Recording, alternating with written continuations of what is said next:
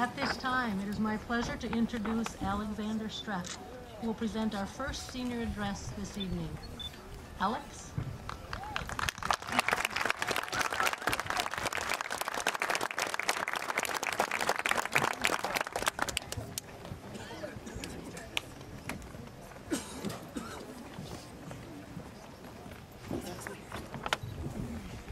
Here we are.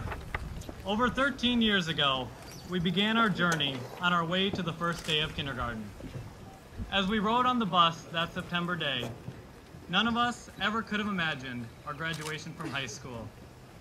Years later, the 5-year-olds we knew so little in those early days are the ones we sit by as our generation, our classmates, and our best friends. I remember that day so clearly. I can still picture myself walking down the hallway, following the paper stars hanging from the ceiling of the school, all the way from the door where the bus dropped me off to the classroom where I would meet my first friends. I was scared. We were all scared.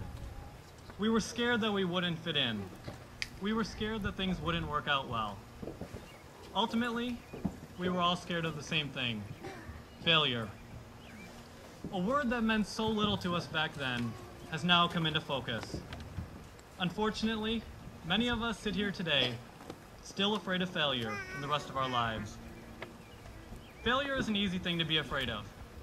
After all, we have spent much of our high school career mocking each other by saying "epic fail" every time someone makes a simple mistake. Now, I'm not here to criticize this because, as many of you know, I'm still guilty of saying this even 2 years after everyone else has stopped. I guarantee that every one of you can think of a decision that you made because you were scared of a poor outcome.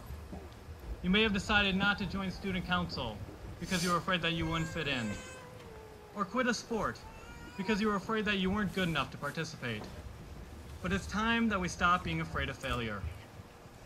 We cannot live the rest of our lives missing opportunities and holding back because of our potential lack of success. Rather, we must overshadow this possibility with the possibility and optimism of infinite success.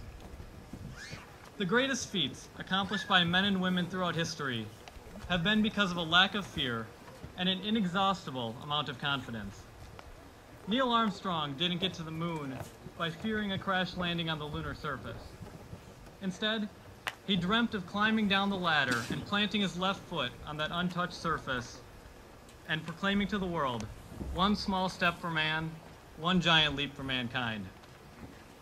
Rosa Parks put the possibilities of changing the civil rights movement in America far ahead of her worries that she would be arrested and later jailed.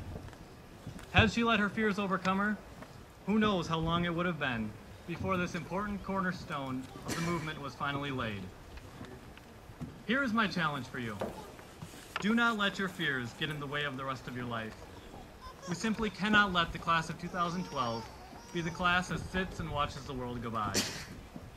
Not all of us will find success on our first try. It may take hundreds of tries. But the longer we dwell on the fear of failure, the more likely it is to happen. Focus instead on the potential that you have for success. Go to bed every night thinking optimistically about what your life has in store. This mindset will lead to many more success stories from this class than if you go to bed worrying about the things that could go wrong in your life. So as we each go our separate ways today, never forget that each of us truly has everything to gain and nothing to lose. Thank you and good luck, class of 2012.